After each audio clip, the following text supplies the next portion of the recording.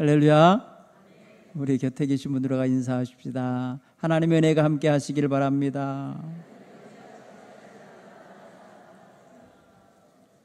오늘도 제 곁에서 예배하셔서 감사합니다. 여러분 곁에 있다는 게 얼마나 좋은 일인지 몰라요.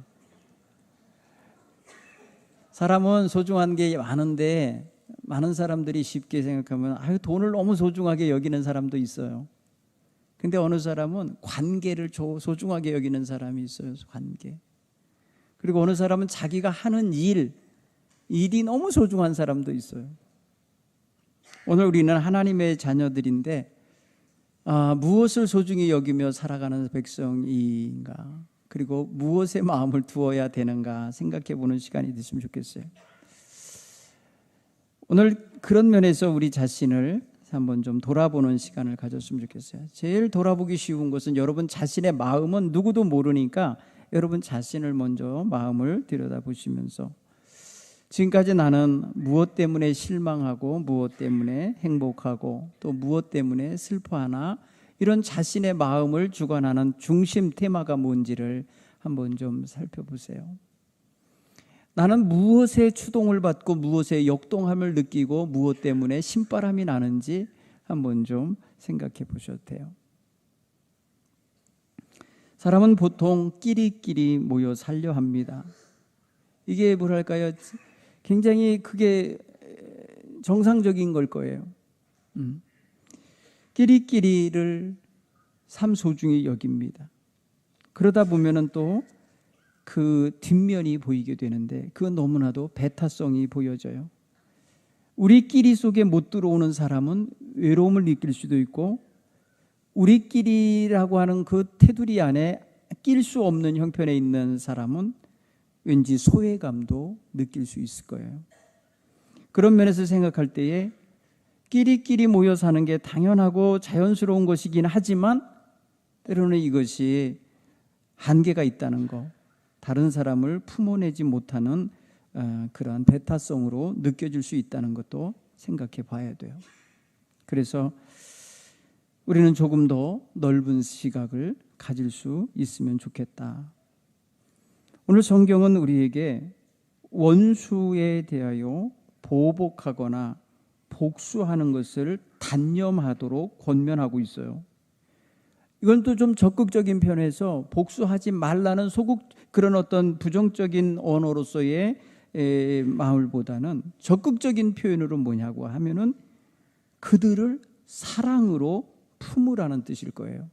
그러니까 사랑으로 극복하라고 말씀해 주고 있는 거거든요. 굉장히 소중한 가치가 담긴 말씀이에요.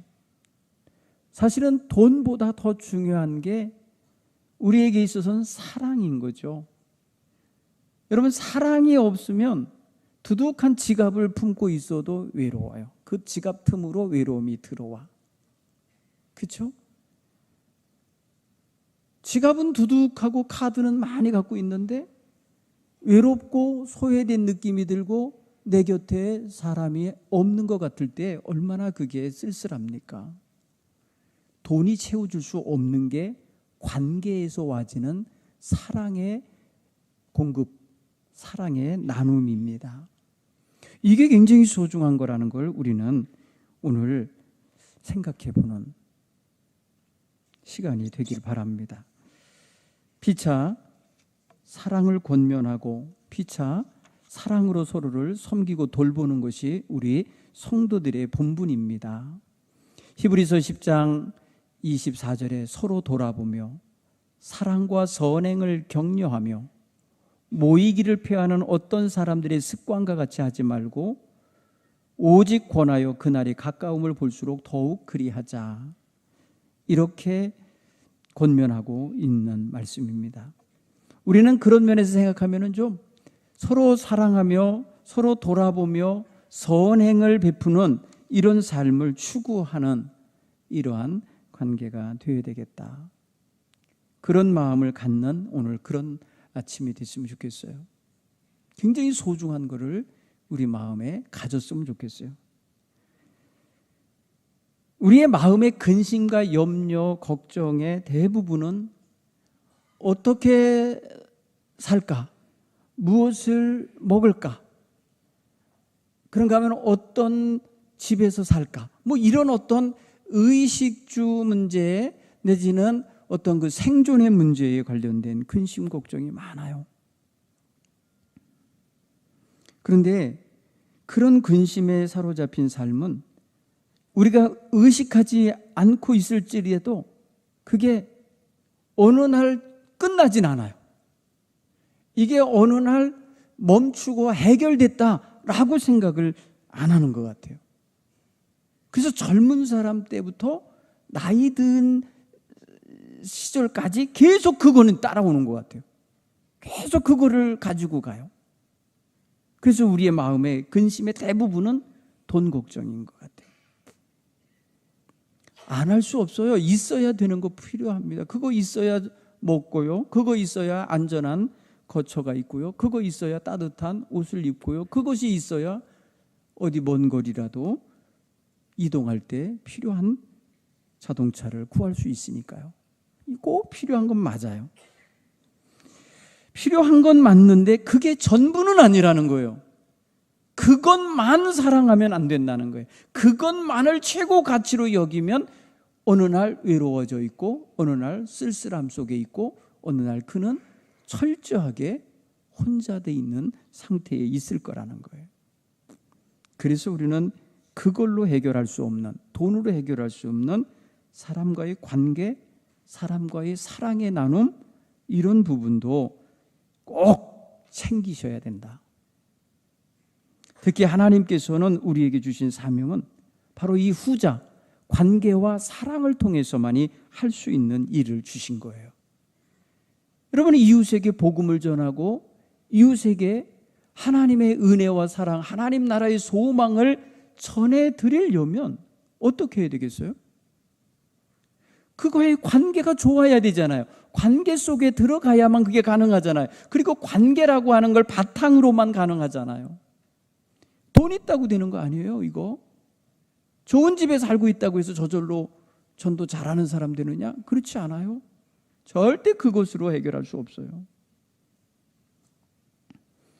여러분, 그런 면에서 우리는 하나님이 보시는 눈으로 사람들을 볼 수 있는 그런 따뜻함을 우리가 가져야 되겠어요.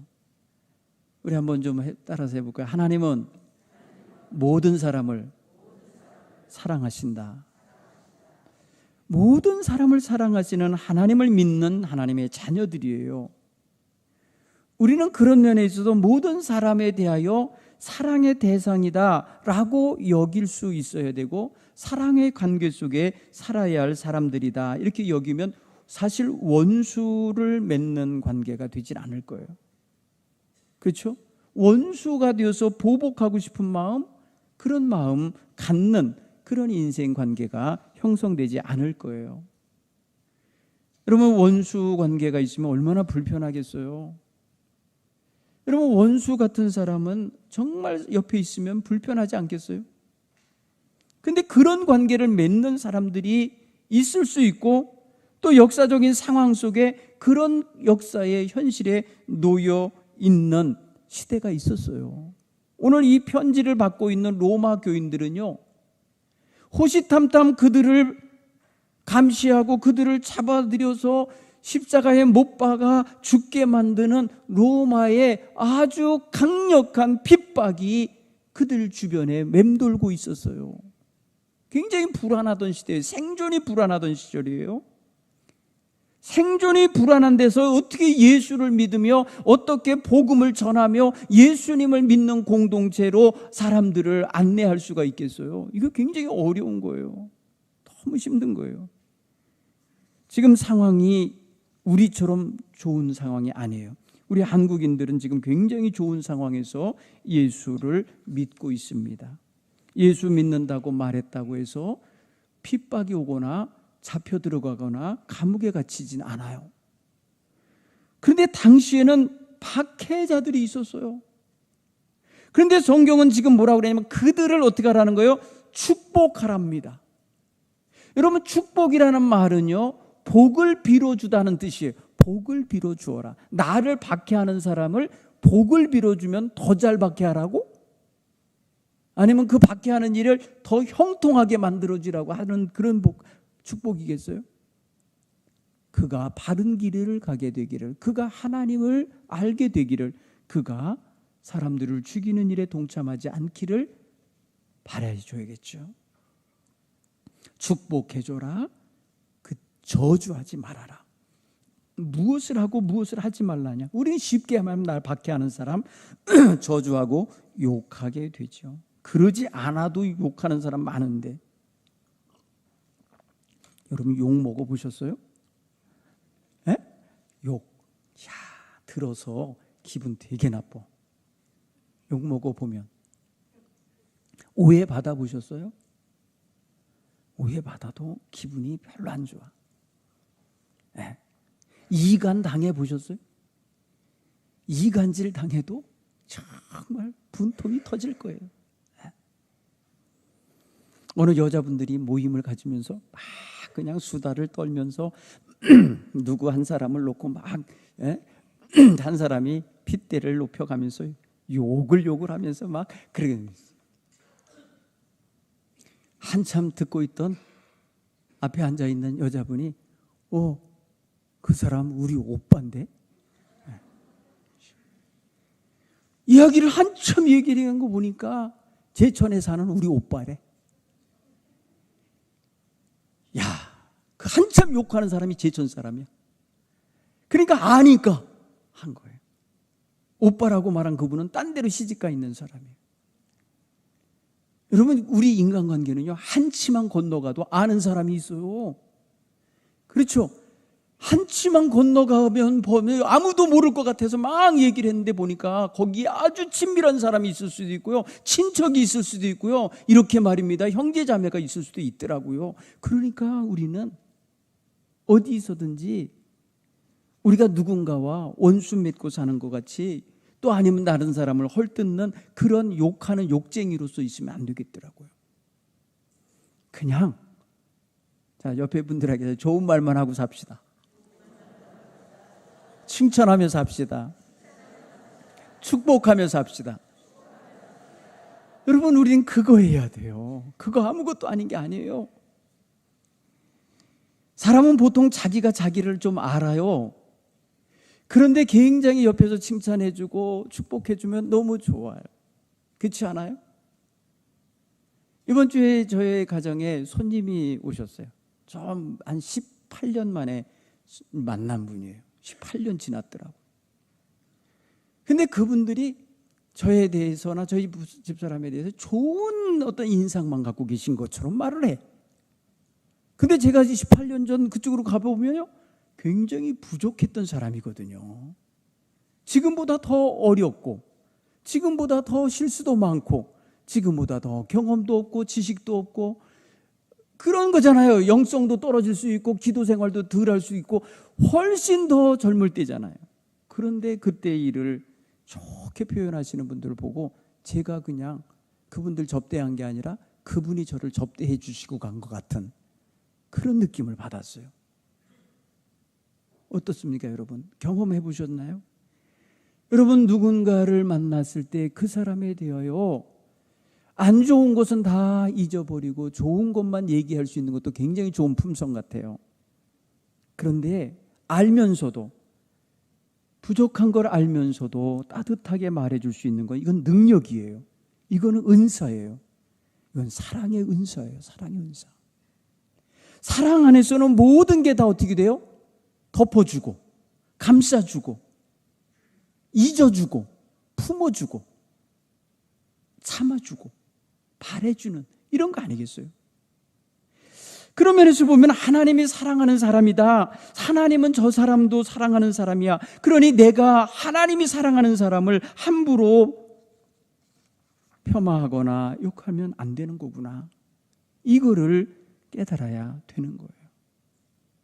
그래서 오늘 성경은 그 힘든 지경에 놓여 있는 로마 교인들에게 뭐라고 말하냐면 18절에 이렇게 말해요. 할 수 있거든 너희로서는 모든 사람과 더불어 화목하라. 한 번 더 읽어보시죠.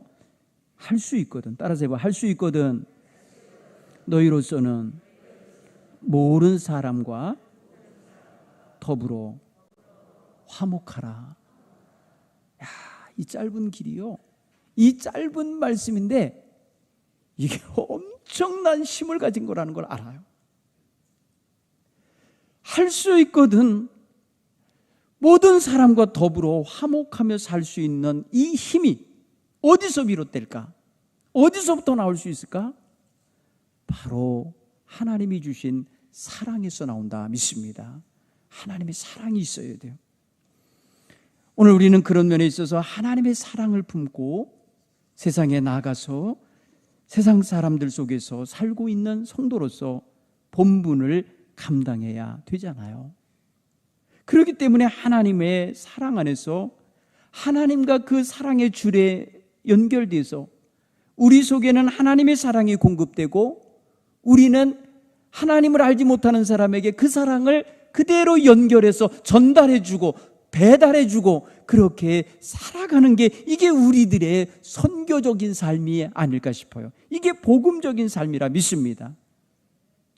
여기에 구차스럽게 많은 표현이나 어떠한 그 미사어구를 사용해서 표현의 풍성함을 말할 필요도 없어요. 하나님이 주신 사랑 그대로 베풀고 나누면 되는 건데 어떻게 당신은 그렇게 사랑이 많습니까? 라고 그 사람이 물을 수 있어요. 저도 원래는요 사랑이 별로 없던 사람인데 내가 예수 믿고 이렇게 됐지 뭐예요? 이렇게 말하면 돼요. 내가 예수 믿고 사람 됐어요. 내가 예수 믿고 전하고 다른 정말 내가 개차반이었는데 한마디로 지금 이만하고 사람 된 거예요. 너무 감사해요. 이렇게 예수님을 증거하면 돼요. 내가 예수 믿고 이렇게 됐다는데 예수 믿고 변한 삶을 가지고 사랑을 표현하고 있고 예수 믿고 변하여 새 사람 된 사람으로서 지금 당신 앞에 있습니다를 말하는 거니까 와, 대단한 힘이 거기 들어있는 거예요. 놀라운 능력이 거기 들어있는 거예요. 예수님의 은혜와 사랑을 전하는 게 어렵다고 생각하면 한없이 어렵지만은 이렇게 내 속에 오셔서 나를 변화시키시고 나를 사랑의 사람으로 나로 하여금 주님의 이름에 합당하게 살도록 노력하며 죄짓지 않게 하고 그릇된 길에 빠지지 않고 악한 것을 탐하지 않는 사람으로 만들어주신 하나님의 은혜에 감사하는 표현만 하셔도 된다고 저는 생각이 돼요. 벌써 이미 전해지는 거예요. 아, 예수 믿으면 사람이 변하는구나. 예수 믿으면 사람이 되는구나. 예수 믿으면 저렇게 멋진 품성이 나타나는구나. 이게 전달될 거라 믿습니다. 따라서 오늘 우리는 하나님의 사랑을 공급받는 성도들이 되어야 돼요. 성령님께서 로마서 5장 5절에 보면 성령님은 우리에게 하나님의 사랑을 부어주신다 그랬어요. 부어주신다. 이렇게 떠주는 게 아니에요. 부어주신답니다. 그러니 우리를 하나님 앞에 뚜껑 열린 항아리처럼 놓을 때 하나님께서 하나님의 사랑을 흠뻑 부어주시는 그런 은혜가 여러분들에게 늘 있길 간절히 축원합니다.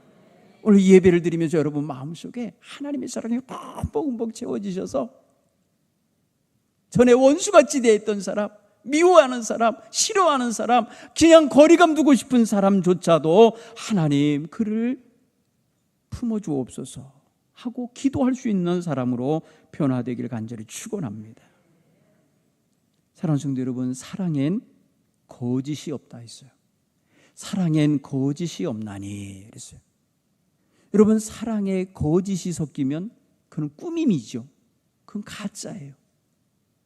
그런데 하나님의 사랑은 거짓이 없는 사랑, 순수한 사랑, 온전한 사랑입니다. 우리가 하나님께로부터 공급받는 사랑은 바로 그런 사랑이에요. 그러니 이것이 사랑이 나에게 힘이 되고 이것이 나의 에너지로서 작용하고 나의 삶의 양식으로 쓰여지기 때문에 내 삶을 통하여 드러나는 사랑도 거짓 없는 사랑, 진실한 사랑이어야 될 줄 믿습니다. 오늘 저는 우리 사랑하는 성도들과 함께 사랑하며 살기 원합니다. 사랑의 사람이 되어 살고 싶어요. 목사님, 사랑이 안 느껴져요. 미치겠어요. 제가 여러분 사랑하는데 사랑이 안 느껴지신다고 할 때 저는 어떻게 견딜 수가 없어요. 어떻게 해야 될까? 표현하는 방법 좀 알려주세요. 제가 가만히 보니까요, 제가 우리 아버지한테 사랑의 표현을 받은 적이 없더라고요. 저희 어머니한테도 사랑한다 얘야 이러면서 해주신 걸 내가 받은 적이 없어. 말 그대로 그냥 낳아놓으신 거예요. 그냥 낳아놓으셨는데, 근데 원하는 건 뭐예요? 바른 길 가야 돼. 그러니까 얼마나 엄한 것만 느껴졌어요. 엄한 거. 전 저희 아버지하고 지금까지 생각하면 10마디도 안 한 것 같은 느낌이 들 정도예요. 대화가 없었어요. 저희 아버지하고. 뭔가 대화를 나눌 때쯤 됐을 때 돌아가셨어요. 너무 일찍 제가 객지로 나왔고, 그리고 생활하면서 아버지랑 대화할 기회가 없어요. 내가 이 아버지 사랑, 이 아버지가 베푸시는 그런 은혜, 그의 몸으로 보여주신 그 고생은 내가 알겠는데 그 고생 속에 자식 사랑함이 들었겠지. 거기에 나를 위해서 헌신함이 들어있으니까 나를 사랑하신 거지. 이렇게 유추해갖고 끌어내서 억지로 먹는 사랑은 있는데, 아버지가 아들아, 넌 내가 사랑하는 아들이다, 이런 말을 들어본 적이 없어요. 그래서 저도 사랑을 잘 표현 못하는 것 같아요. 지금 제가 저희 딸한테 사랑한다는 말을 매일 들어요. 우리 정은이가 아빠 사랑해, 이거를 하루에 10번도 더 해요. 하루에 10번도 더 뽀뽀해, 10번도 더 안아줘야 돼. 그러면서 제가 딸에게서 배워요. 표현해야 되는 거구나. 내가 못 받았을지라도 줄 수 있었으면 좋겠다. 없으면 못 주잖아요. 하나님이 내가 사랑할 수 있는 힘을 내게 부어주고 계신데 그 사랑을 나는 다른 방식으로 표현하니까 피부로 느껴지는 사랑이 없는 거죠. 사랑하는 성도 여러분, 저는 여러분 사랑해요. 오해하지 않기 바랍니다. 무척 사랑해요. 여러분을 위해서 늘 울어요. 그런데 이것이 우리에게서 그대로 녹아져서 우리의 울타리를 넘어서 우리의 가족의 울타리, 우리 교회의 울타리, 우리의 모든 것을 넘어서 누구를 만나든지 느끼도록, 누구를 만나든지 거기에 묻어지도록 하면 얼마나 좋을까. 이게 잘 안 되는 거구나, 이거가 어려운 거구나 하는 게 느껴져요. 그래서 하나님께서 우리에게 예수님을 보내주신 거구나. 여러분, 예수님이 누구예요? 여러분, 로마서의 8장에 보면은 하나님께서 우리를 향하여 사랑하신다고 하는 사랑을 어떻게 표현하시냐 하면, 그동안에는 말이에요, 막 예언자를 보내서 막 꾸짖으면서 바른 길 오라고 막 하셨는데 아무리 해도 못 알아들어요. 아무리 선지자들을 보냈어도 하나님의 사랑을 알고 오질 않아. 그래서 하나님이 방법을 바꾸셨는데, 그게 뭐냐? 아들을 바로 보내신 거예요. 아들을 보내셔서 십자가에서 죽게 하시면서 내가 너희를 이렇게 사랑한다, 내가 이만큼 너희를 사랑한다. 하나님이 세상을 사랑하사, 그죠? 이처럼 사랑하사, 그 이처럼이 뭐예요? 독생자를 십자가에 내어주시기까지 사랑하신 거예요. 희생, 헌신, 자기의 아들을 죽게까지 하시는 모습으로 우리를 사랑한다는 것을 구체적으로 보여주셨구나. 사랑하는 성도 여러분,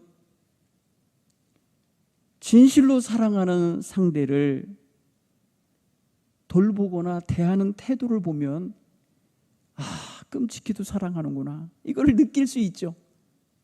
그게 아내가 됐든지 남편이 됐든지 자식이 됐든지 부모님이 되셨든지 친구가 됐든지 정말 끔찍히 사랑하는구나. 그 행동을 통해서, 말로 하지 않아도 행동을 통해서 볼 수 있다는 거래요. 여러분, 우리가 공동체 안에서, 우리 교회에서 서로 간에 진정으로 사랑하고 진정으로 나를 좋아하고 진정으로 나를 어여삐 여겨주는구나를 서로가 느낄 수 있어야 되지 않겠어요? 수십 년 교회를 다녔는데 서로 이름도 몰라.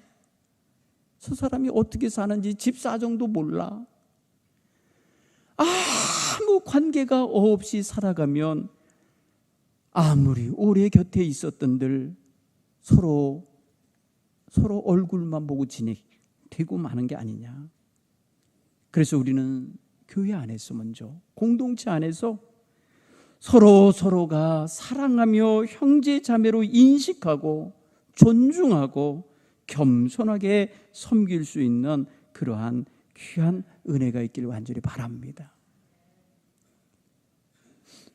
저를 사랑하는 권사님은 그 사랑의 표현을 말로 하지 않으시더라고. 제가 느껴요. 우리 모 권사님은 그냥 최고 좋은 걸로 저를 갖다 대접해 주셔요. 그걸 보면서 저는 이분의 사랑이 지극히 크시구나. 하나님께 하고 싶은 마음을 이렇게 하시는 거구나 하면서 축복하게 돼요. 항상 최고로 주시면서. 제가 서울에서 목회하는데 어느 권사님이 검은 비닐봉지에다가 귤 한 5-6개를 이렇게 들고 수요일날 오셨어요. 니아카에서 사신 거였어요. 목사님, 귤이 싸길래 사봤어요. 그러면서 주시더라고요. 그냥 저는 사랑으로 받았어요. 근데 그분의 형편에서는 그게 최선이었던 거예요. 표현을 그렇게 하신 거예요. 그게 싸서 산 거겠어요? 저를 주고 싶어서 사셨겠지. 그죠? 수요일 예배 끝나고 나면 목도 마르실 테고 그러니까 목사님 이거 까드세요 하고 주신 거지. 그게 여러분 니아카에서 팔았다고 검은 봉다리에 담았다고 싼 거 사왔다고 그랬다고 해서 사랑이 안 느껴지는 게 아니에요. 사랑이 거기 듬뿍 묻은 표현이 그분 방식이 그게. 여러분 이게 얼마나 중요한 시각인지 몰라요? 이걸 여러분 읽어낼 수 있어야 되는 거예요. 그걸 읽어낼 수 있어야 되는 거예요.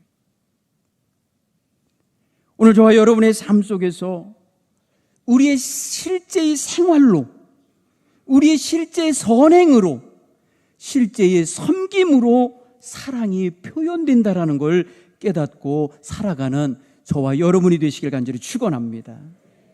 형제 사랑, 이웃 사랑, 성도들 간의 사랑이 다 같은 방식으로 표현된다는 것입니다. 그것이 곧 주님을 섬기는 방식하고 연결되어 있어요. 그렇게 할 줄 아는 사람이 주님을 잘 섬기고 주님 앞에 바로 서서 충성하는 그런 모습 또한 가지게 되는 것입니다. 그런 면에서 오늘 우리에게 주시는 이 말씀 다시 한번 읽고 우리 이제 복음 전하는 귀한 백성으로서 살아가는 그런 결단을 하시길 바랍니다. 할 수 있거든 너희로서는 모든 사람과 더불어 화목하라. 이 시간 이후 여러분 마음속에 누군가가 불편하게 여기는 사람이 한 사람도 없게 되기를 간절히 축원합니다. 도리어 이렇게 말씀하시잖아요. 원수가 줄이거든 먹여라. 그가 목마르거든 마시게 하라.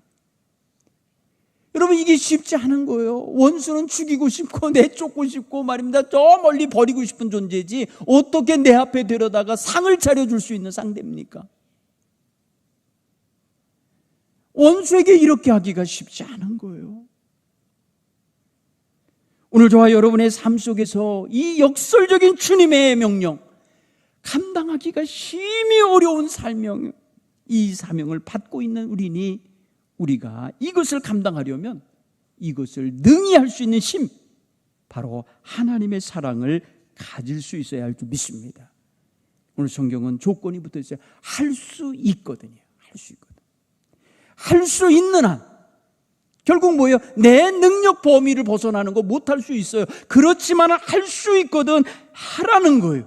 할 수 있으면서도 하지 않는 것은 이게 죄가 되는 거예요. 할 수 있는데 안 하는 건 죄가 되지만 할 수 있는 한 최선을 다하여서 우리가 평화를 이루고 사랑의 관계를 맺어내고 섬김의 삶을 살아가는 건 하나님의 명령대로 살아가는 삶이 될 줄로 믿습니다. 오늘 찬송가 220장 한 장을 주문해서 함께 부르고 싶어요.